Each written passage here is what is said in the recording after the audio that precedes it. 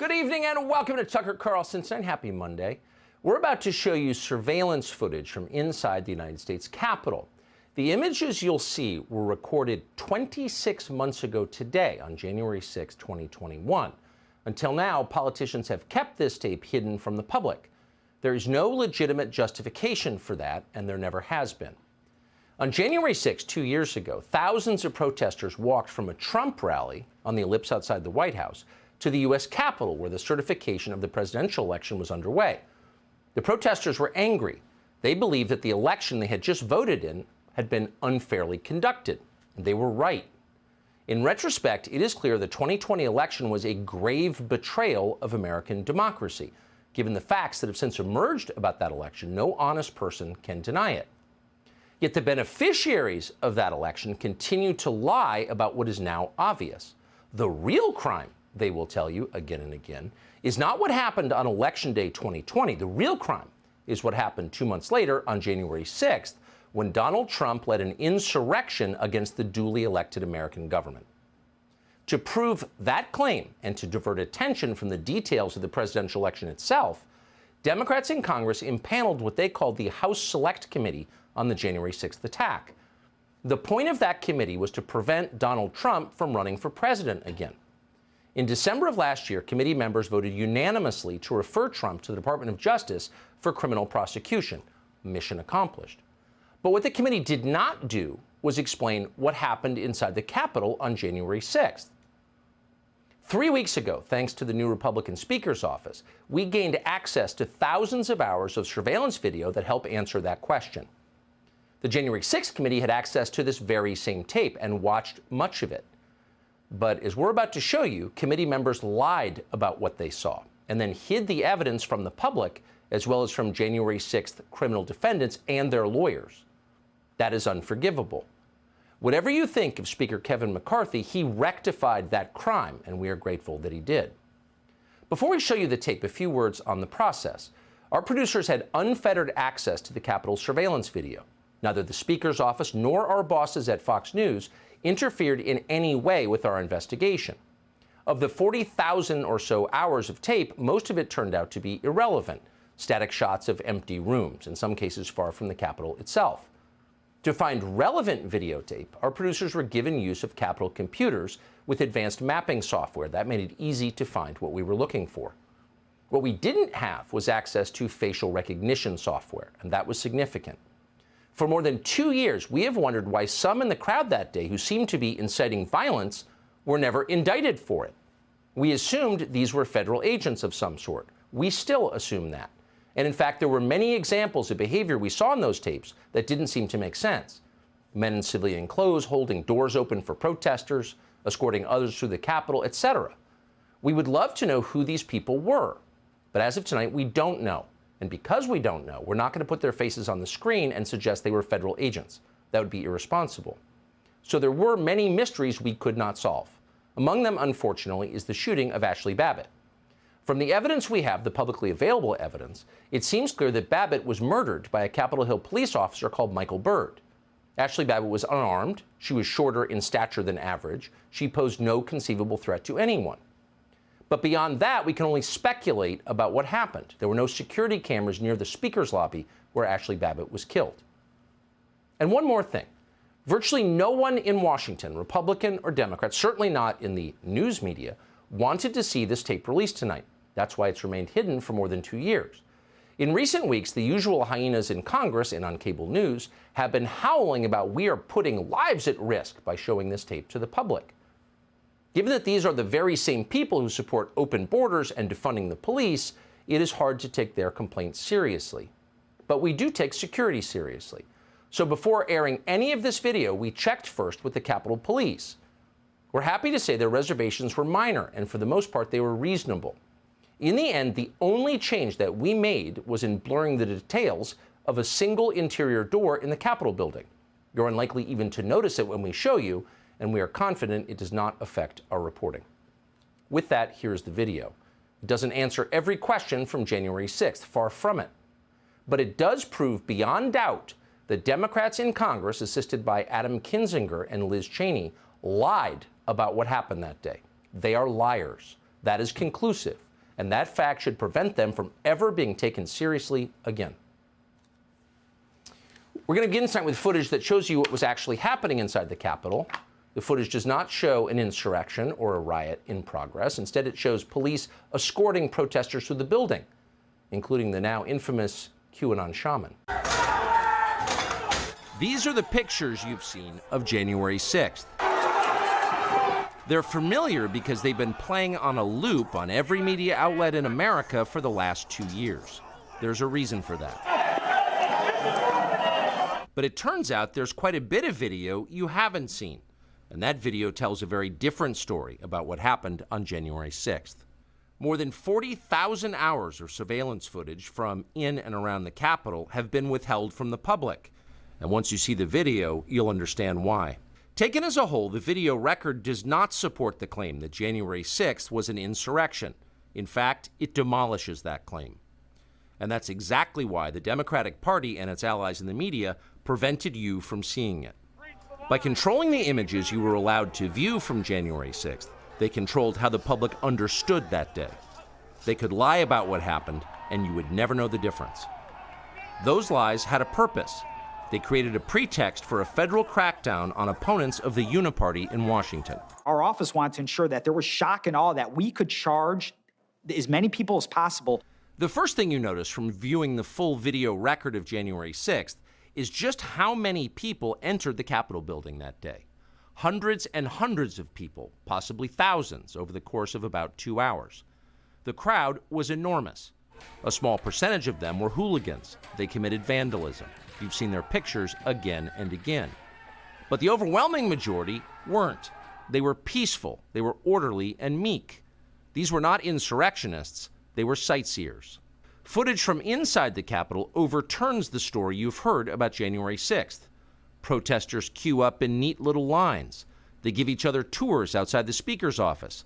They take cheerful selfies and they smile. They're not destroying the Capitol. They obviously revere the Capitol.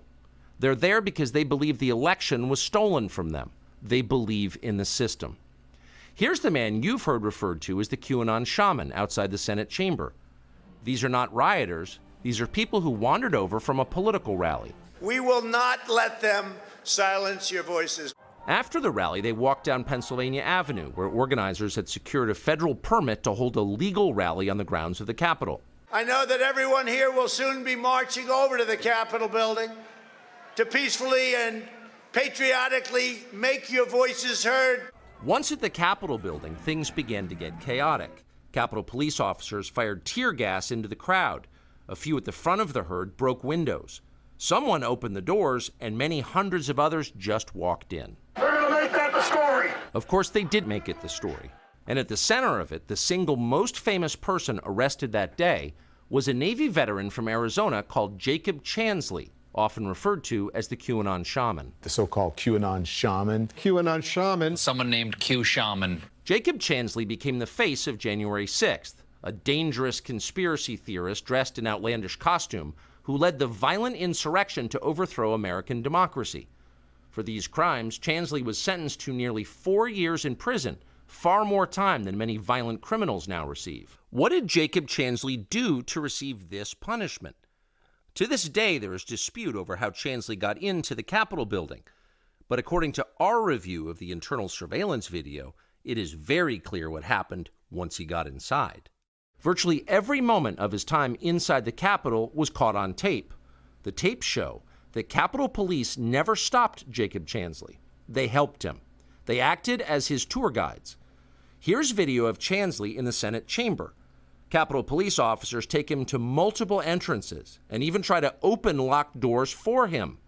We counted at least 9 officers who were within touching distance of unarmed Jacob Chansley. Not one of them even tried to slow him down. Chansley understood that Capitol Police were his allies. Video shows him giving thanks for them in a prayer on the floor of the Senate. Watch. Thank you, Heavenly Father, for giving the inspiration needed to these police officers to allow us in this building. Contrast the reality of what Jacob Chansley did in the Capitol building on January 6th, the indisputable facts recorded on video, some of which has never before been seen, with the depiction of Jacob Chansley that you've seen in the media for more than 2 years. He's a terrorist, they said. He should be killed. Shoot him. Shoot him. Like, you burst into the United States, if he was dressed like bin Laden, would you have shot him? Shoot him. Shoot him. It makes you wonder, who are the violent extremists here? Not Jacob Chansley, and the video proves that. But you would never have known from the media coverage. The people sitting in the chairs need to be sitting in a jail cell. Chansley is in a jail cell. He's been there for months. If he was in fact committing such a grave crime, why didn't the officers who were standing right next to him place him under arrest? Until now, no one could even prove that even happened. But it did. Good evening and welcome to Tucker Carlson Tonight. Last night we aired video from surveillance cameras on Capitol Hill. That video was recorded 26 months to the day before, January 6, 2021. And for 26 months, that footage was held from the American public. The January 6th committee made certain. Now, the Justice Department also kept a lid on that video footage. And in fact, in some cases, DOJ did not share it with criminal defendants who'd been charged on January 6th in violation of their constitutional rights. So we felt it was a public service to bring what we could to you. There was no justification for keeping this secret any longer, and a powerful argument to be made that sunlight is always and everywhere the best disinfectant. And in fact, because it was video evidence, it is to some extent self-explanatory. Anyone can look at the tape and decide what he or she thinks of it. So the tape we showed last night indicated very clearly that Capitol Hill police, in some cases, escorted protesters through the Capitol as if they were giving a tour. They did that with Jacob Chansley, the so-called QAnon shaman. At one point, they even tried to open locked doors on Chansley's behalf. Chansley was sentenced to 4 years in prison for his crimes in the Capitol on January 6th. And the video we showed you last night raises the obvious question, why? On what grounds? The video I showed you last night also showed that Officer Brian Sicknick was not beaten to death with a fire extinguisher by protesters on January 6th, as the media and Liz Cheney so often claimed. The video shows Sicknick walking around the building, apparently in good health, after he was supposedly killed.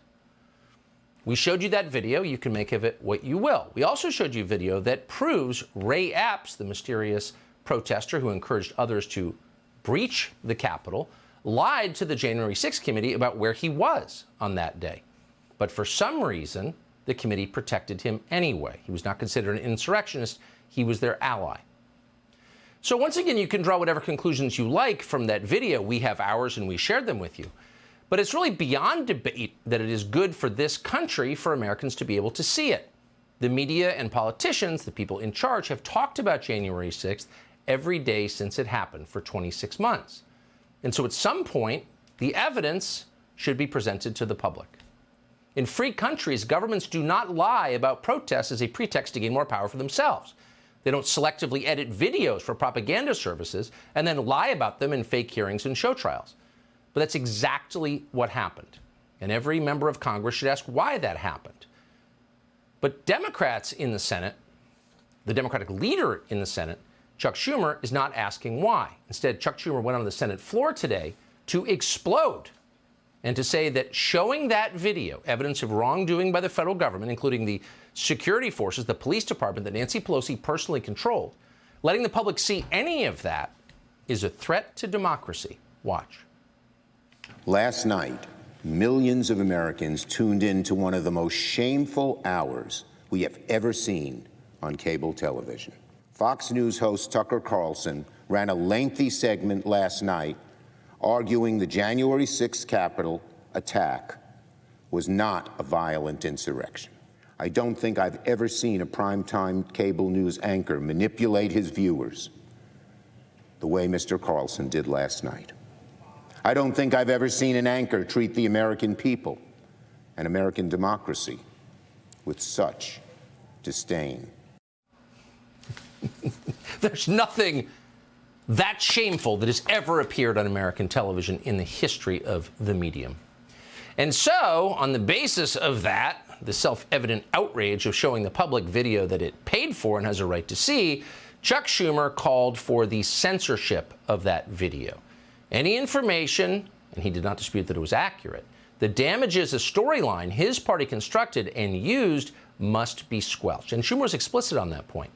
Because that video contradicted lies told by the Democratic Party, Liz Cheney and Adam Kinzinger, Chuck Schumer demanded that our bosses pull this show off the air. He's going to come back tonight with another segment. Fox News should tell him not to.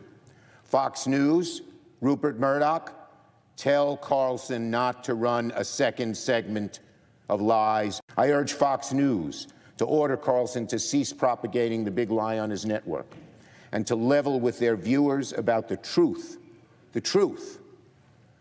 behind the efforts to mislead the public. Conduct like theirs is just asking for another January 6th to happen. It's a threat to democracy. Pull him off the air. A couple of obvious observations. You don't often see the Senate Majority Leader openly call for censorship on the floor of the Senate, as if that was totally normal and didn't contradict the spirit and the letter of the First Amendment, but of course it does.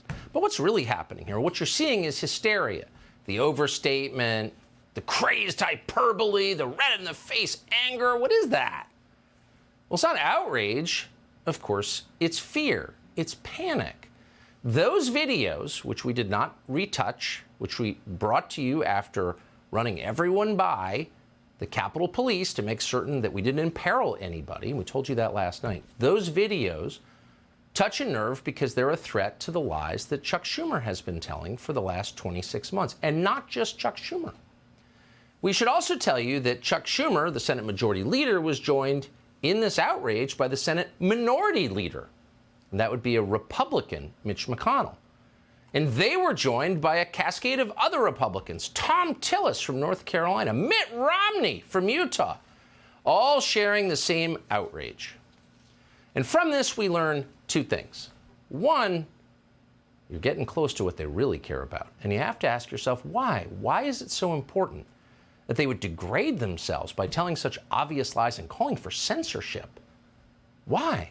What are they trying to protect? That might be worth exploring, and we plan to. And the second thing that we learned from this is that they're on the same side. The Senate Majority Leader joins the Senate Minority Leader. Tom Tillis, Mitt Romney. They're all on the same side. So it's actually not about left and right. It's not about Republican and Democrat. Here you have people with shared interests. The open borders people. The people like Mitch McConnell who are living in splendor on Chinese money.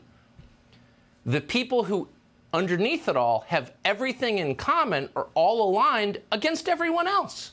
And that would include almost all news organizations in this country as well. And so if you're watching this at home, it might be kind of interesting to keep a list. Because one thing we learned today is that they're all in agreement with each other. They kind of outed themselves. They sort of showed their membership cards in whatever club this is to the public. So keep a list. If you want to know who's actually aligned, despite the illusion of partisanship, we found out today. We have a little more tape for you tonight. So if you take 3 steps back, you may notice that the one person, really, who was never blamed for anything that happened on January 6th was the very same person who was in charge of the police force, the Capitol Hill Police, that was charged with securing safety on January 6th. And that person was Nancy Pelosi. So if there was a security failure on January 6th, and demonstrably there was, that was probably Nancy Pelosi's fault. And after looking at thousands of hours of footage, we came to the conclusion that many others have reached, which is the Capitol Police were not prepared for what happened. And that's fascinating when you think about it, because there was ample warning. The federal intel and law enforcement agencies knew perfectly well there could be a massive disturbance at the Capitol. But the frontline officers on duty that day didn't know. And yet the people who kept that information from the frontline officers who were overwhelmed by thousands of people milling around the Capitol building, the people who fell down on the job, who didn't do their job, they were not punished. They were rewarded. And you have to ask yourself, why is that? Tark Johnson spent 22 years as a Capitol Hill police officer. On January 6th, he says he was in charge of securing the certification of the presidential election. So he was right in the middle of it. If anyone was, Tark Johnson was. Here's more of our sit-down interview with him. Mr. Johnson, thank you for joining us. And thank you for having me. So from the outside, here's how it looked. We now know that huge parts of the federal government were aware that there was going to be something big happening at the Capitol on January 6th. They knew there were going to be big demonstrations there, and they prepared for that. But the Capitol Police, on which you served for 22 years, did not seem prepared at all, and of course that would be the front line in preparedness. Was the Capitol Police prepared for that day? The frontline officers and supervisors were not prepared for that at all. When you say it all, so you had no idea it was coming? We knew that there was going to be a demonstration that day, but we had no idea that we were going to be facing what we faced on that actual day. So things start to fall apart, people stream in the building, you call upwards in the command chain, help me, you don't get a response, what do you do next? So around 2 o'clock, it may have been a little bit after 2 o'clock, I hear a officer say that the Capitol was breached. So I ran inside of the building. I ran, to assist. I knew that that location of where that first breach occurred was near where the members of Congress would be locked in. We initiated a lockdown, so that means the chamber doors on the Senate side and the House side were locked. So that means the members of Congress would be safe inside those locked rooms. Yes. So I ran over to the House side first to make sure that those doors were locked. Then I ran over to the Senate side to make sure those doors were locked. So I asked over the radio and I say something to the effect that we need direction. We have hundreds of people inside of the building. What do you want us to do? We need some direction. I heard no response. No response. So, at that particular time. How could nobody responded? Nobody responded. At some point you put on a MAGA hat. Yes. Now, I think we have it. I think we have the actual MAGA hat. Yes, we actually do have the MAGA hat. I have it here in plastic, so here it is. Want to take it? Yeah. J6, it says. Yeah, I labeled it J6. So tell us why you put the hat on and how that was related to your suspension. That's what got me national attention was the wearing of the MAGA hat. They were officers. We had a distress call that there were approximately 10 or 11 officers, I can't remember the exact number, were trapped at the top of the rotunda steps. So I elicited the help of some CDU officers to help me go up the steps. And I kept yelling that all the way up the steps, giving people high fives, trying to make it up the steps to get to the guys. And as I was going down, there was a demonstrator on, I believe he was on my right side of me, so he reached over, I didn't know what he was doing, I didn't know if he was gonna hit me, and he put the MAGA hat on my head. So as I was still trying to walk down the steps, then he asked for the hat back, and I said, well, I would like to keep it because the hat's gonna help me. Yeah, it's your passport through the crowd. Yeah, exactly. So the Capitol Police is by definition nonpartisan. It serves both parties in the Congress. It protects members of both parties. 100%. And it has to be that way. In the wake of January 6th, you saw what looked like partisanship at the Capitol Police. Did you perceive that? I'm still shocked because as a Capitol Police officer, we even had we had our chief of police at the time. His name was, Stephen's son. And he called for all the officers who was at work that day. He called for everybody to come in, and we all went to Emancipation Hall in the CVC. And this was during the Black Lives Matter demonstrations. Yes. And he told us that as Capitol Police officers, we need to stay neutral. We need to stay neutral, period. So we were like, okay, that's what we do. Because we protect Democrats, we protect, Republicans, we protect everybody. So we need to stay neutral. So then after January 6th, you had some police officers who wasn't neutral. It didn't seem neutral. At all? Yeah, and that was an issue, yes. So, that devalues the credibility of Capitol Police, doesn't it, if they're allowed to be partisan in public? They're supposed to be neutral, period. Since you were there on January 6th, what did you think of the job of the January 6th committee? Do you think that they were honest in the way they approached it? Do you think they got to the truth? I prayed almost daily that they would get to me. I was never asked to testify, and if you listen to the radio... You were never asked by the January 6th committee? I was never asked by any anybody connected to the January 6th committee to testify. I ask myself why every day, and every day I might have a different answer, but I looked at what pretty much they focused on Donald Trump and not the failures of the Capitol Police. Why do you think they were there? I think that some people there had planned on being violent. Some people may have turned violent after what they were going through. I think that people wanted to support their president. Some of those people wanted just to support him, and some of those people didn't commit violence, and some of those people didn't plan on it. One of the hallmarks of people who are telling the truth, in case you were wondering how to tell the difference, is that people who are telling the truth are calm. They don't wave their hands around and make wild accusations. They don't need to do that. It's enough to say what they know. And if honest people turn out to be wrong about something they have claimed, they'll admit it. They don't double down on false. They made a mistake, and that's okay. It's not like they're claiming to be God. Liars behave differently. Liars are touchy, sometimes to the point of hysteria. They're hiding something. That's the whole point of lying. And they're worried you're going to find out what it is. Liars are fragile because over time, lying makes you weak and afraid. It has the same effect on countries, by the way. We're living through one of those clarifying moments, which actually we're thankful for, where we're learning exactly who the liars are. On Monday, we showed you unreleased videotape from January 6th. That tape proved that 3 of the most important claims our leaders have made about that day were untrue. Their claims were lies. We were not shocked to discover that. We knew there was a reason that congressional leaders had been hiding the tape and that reporters in Washington weren't demanding to see it. They were lying to us, obviously. That's why you hide things. But what was actually surprising, what we can't quite get over even now, is how they responded when they were caught lying. They didn't seem embarrassed. They didn't apologize. They weren't even curious to learn more about what actually happened on January 6th. Let's see the tape. No, they didn't want to see it. They exploded in rage. And then, as liars tend to do, they doubled down. They told the same lies they've been caught telling, but with even greater aggression this time. "Shut up, it's midnight," they said as the sun rose behind them. Who acts like that? Well, sociopaths do. And in this case, the sociopaths turned out to be both Democrats and Republicans. The commitment to lying in Washington is far deeper and more bipartisan even than we realize when we follow this stuff for a living. Now, you sometimes hear people say that the whole partisan system is an illusion and that underneath the manufactured debates, the leaders on both sides are in fact secretly united in a common love of money and power and the deception required to get them. And honestly, we could never really bring ourselves to believe that. It's just too dark. But now we do believe it because we have seen it.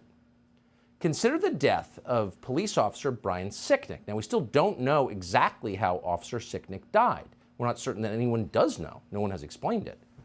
But after reviewing the previously withheld video evidence, we can tell you with certainty that Officer Sicknick was not beaten to death by Trump voters at the Capitol. The tape shows very clearly Brian Sicknick walking through the building in apparent health after the media told us for 2 years that he had been murdered. So they were wrong about that. Okay, they got caught. Here's the interesting thing. They won't admit it. Liz Cheney's tweet is still on Twitter tonight. Officer Sicknick was killed defending our Capitol from the violent mob on January 6th. No correction. Anderson Cooper of CNN still has not apologized. Quote, "Officer Brian Sicknick died after being hit in the head with a fire extinguisher during the fight," he told us. Those are lies. So why not just admit it and move on? But they won't. In fact, this week, the White House trotted out both the press secretary and Joe Biden's attorney general, the attorney general of the United States, to claim not just that Brian Sicknick was actually murdered by Republicans at the Capitol, but that other officers were murdered too. It's almost beyond belief. Watch this. The rage of bipartisan lawmakers, you heard them all yesterday, you guys reported on it, who have condemned this false depiction of the unprecedented violent attack on our Constitution and the rule of law, which cost police officers their lives. It was a violent attack on a fundamental tenet of American democracy, that power is peacefully transferred from one administration to another. Over 100 officers were assaulted on that day. 5 officers died. 5 officers died on that day. Now, that's just not some guy on Twitter. That's the Attorney General of the United States. That's a man whose honesty is central to his job. If you had a choice between IQ and integrity in an attorney general, of course you would go with integrity because it's essential. But Joe Biden's attorney general, Merrick Garland, is a liar. He just lied about something that is provably false. Who are these 5 officers who were, quote, killed that day? Notice he didn't tell you. No one ever tells you. No one ever shows you their autopsies. They don't want any detail. They just want the slogan. Now, they're counting Brian Sicknick. That's a lie. But who are the other 4? Well, those are 4 officers who killed themselves after January 6th, in some cases long after January 6th. But their suicides, we know for a fact, were the result of the Republican mob at the Capitol. It's just false. And it's not some esoteric fact. That fact is available to anyone who has internet access. No police officers died that day on January 6th. None. Not one. Some were assaulted, that is true, and their assaults are indefensible. So how many were assaulted? Well, Garland said over 100. The Government Accountability Office says the number is 114, and we're just going to roll with that. We don't know if it's true, but we'll take it at face value. And that is bad. We are opposed to assaulting police officers in any context. We said that on January 6, 2020, and we'll say it again, we're against that. But is January 6th the worst assault on the U.S. government since the Civil War? That's insane. It's not even close. How about March of 1954, when Puerto Rican separatists shot 5 congressmen in the Capitol building? 5 members of Congress shot in the building. It's all bad, but the worst since the Civil War. You're just a flat-out liar if you're saying that.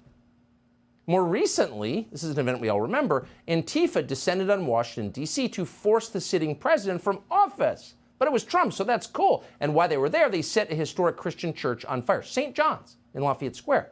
Do you remember that? You should, because it happened Labor Day weekend less than 3 years ago.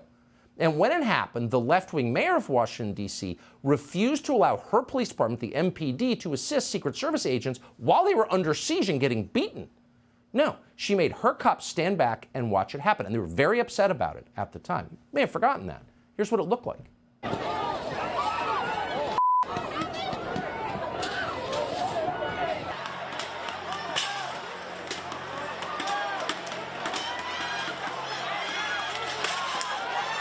I believe there are several fires raging now down this street, and this is what you hate to see. There are people throwing fireworks and who knows what else.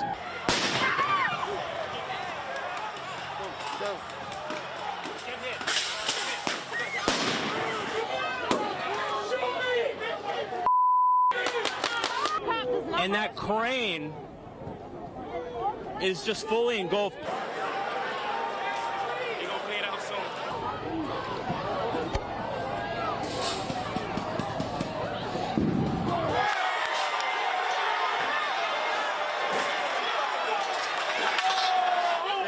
They just set fire to St. John's Church. Come on, man. Come on, man. You gotta do this, man. There's burning a church across from the White House. Those are the George Floyd riots. So what was the toll there?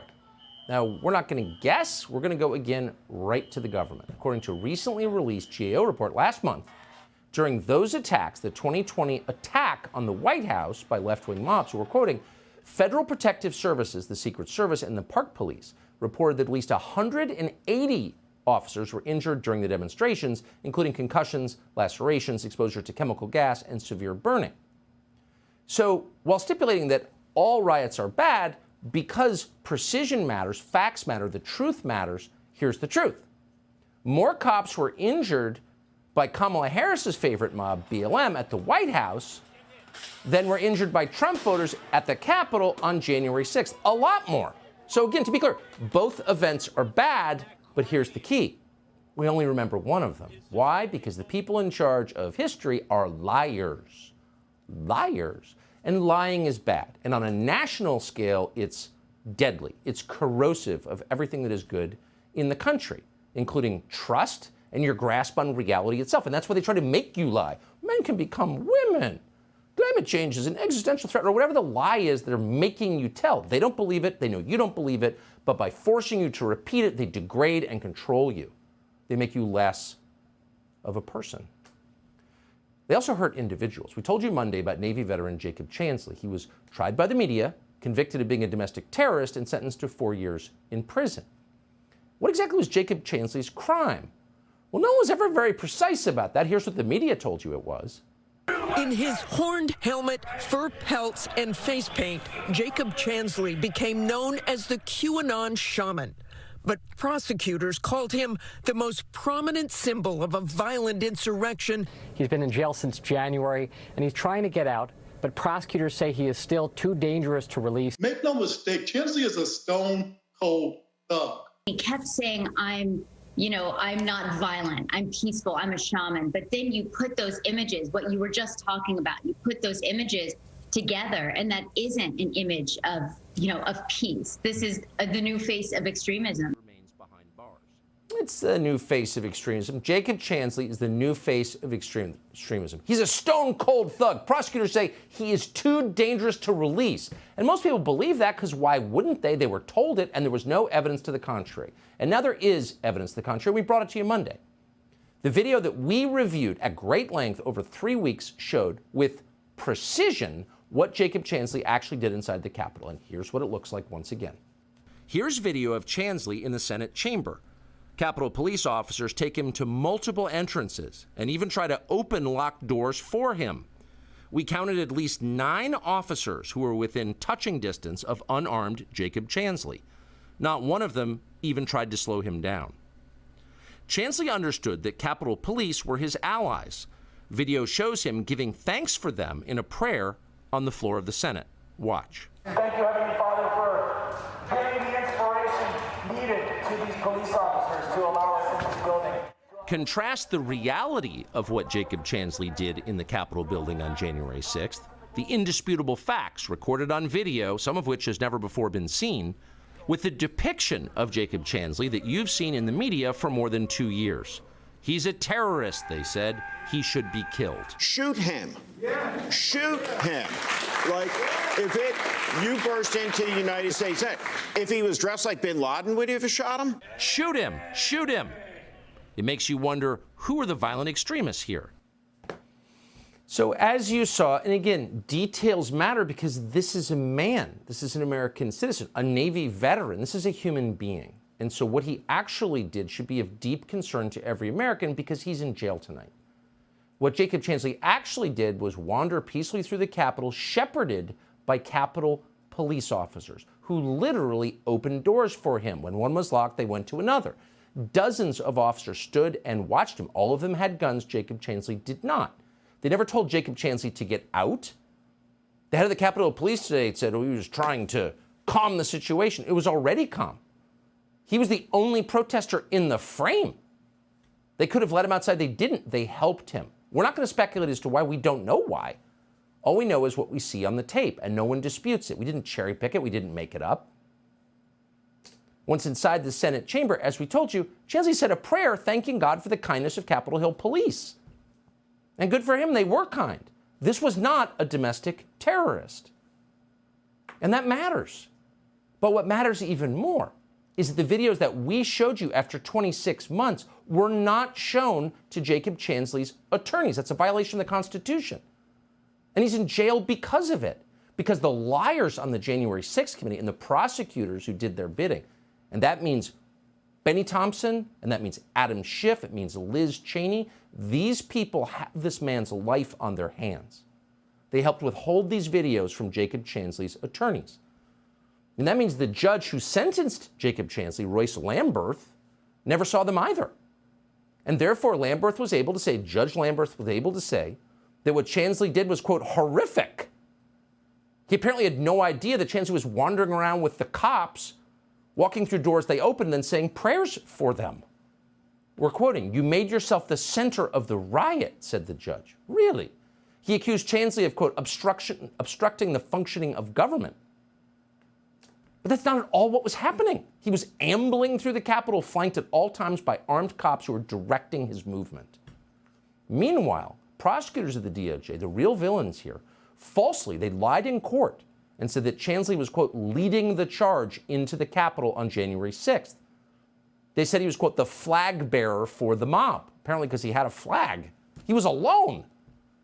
And of course, the media picked up on this and amplified it as the DOJ intended. Fortune magazine disgraced itself by comparing the man you just saw to ISIS. They said Chansley had, quote, the zeal to possibly kidnap or kill officials. These aren't just lies. These are lies that destroyed a man. So no matter who you voted for in the last election, you could probably agree that sending someone to prison for 4 years on the basis of fabricated evidence is the most serious threat to civil liberties we could possibly face. And yet here's the thing. Leaders in both parties, the party that Chansley voted against and the party he voted for, have said nothing, not one word about the implications of this videotape. The implications not just for Chansley, but for our Constitution and our country going forward. Instead, ooh, how dare you show this? What is clearly exculpatory evidence. And again, it's not just Chuck Schumer, it's Republican senators. Kevin Cramer, Mike Rounds, Chuck Grassley, John Thune, Lindsey Graham, of course, Congressman Dan Crenshaw, needless to say, Kelly Armstrong, all went after us. We're not whining about that. We don't care, actually, but it just tells you everything about the way things actually work. They're not loyal to their voters. They're loyal to each other. And they're willing to lie, really lie, and crush people. Mitch McConnell, Tom Tillis, and BLM superfan Mitt Romney, all weak men, and like all weak men, vicious men, were especially angry. Watch. It was a mistake, in my view, for Fox News to depict this in a way that's completely at variance with what our chief law enforcement official here at the Capitol thinks. I think it's bull. When you see police barricades breached, when you see police officers assaulted, all of that, or you had to be in close proximity to it. If you were just a tourist, you should have probably lined up at the visitor center and came in on an orderly basis. So I just don't think it's helpful. It's really sad to see Tucker Carlson go off the rails that bad. The American people saw what happened on January 6th. They've seen the people that got injured. They saw the damage to the building. You can't hide the truth by selectively picking a few minutes out of tapes and saying this is what went on. It's so absurd. Weak men are vicious men, and these are weak men whose attitudes towards an individual whose life has been destroyed on the basis of false and withheld evidence is vicious. Oh, we cherry-picked. Really? What they're saying, ironically, what they're describing, ironically, is exactly what the January 6th committee and the prosecutors in these cases did for 2 years. They selectively picked small segments of tape to convince Americans that January 6th was something that it wasn't. It was awful. We would not defend that. We hate vandalism. We hate assault. Was it a violent insurrection? It was not. Was it a killing of 5 officers in the Capitol? It was not. Those are lies. And they buried tape that contradicted and revealed those lies.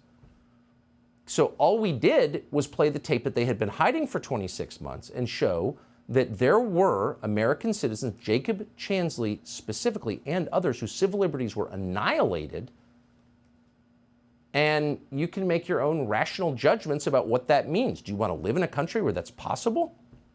They don't care. Neither party in Washington cares. In fact, the leader of the Senate Democrats, Chuck Schumer, just joined the leader of the Senate Republicans, Mitch McConnell, in calling for this show to be pulled off the air. Now, that's not an argument based on logic. It's based on hysteria and the shame you feel as a weak and terrified person when your lies are exposed. Here's Chuck Schumer claiming for the first time that, like Sandy Cortez, he himself nearly died on January 6th.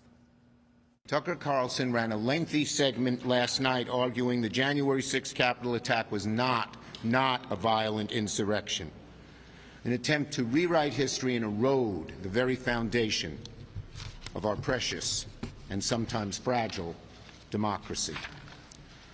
So yes, this morning I am furious. Millions of Americans are furious.